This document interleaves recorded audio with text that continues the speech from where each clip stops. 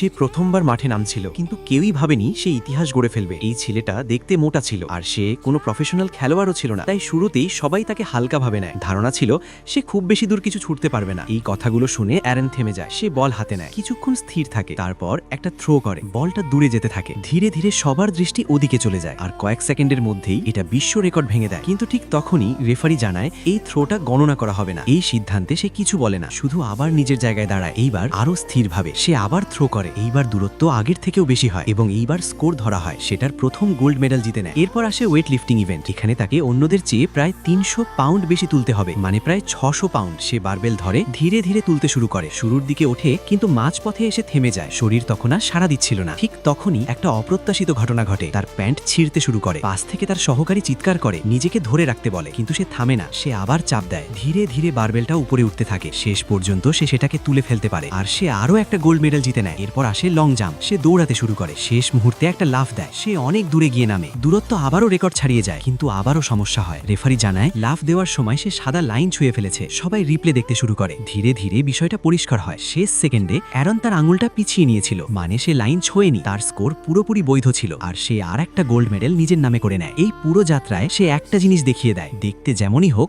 পরিশ্রম আর স্থিরতা থাকলে সীমা বদলে যেতে পারে।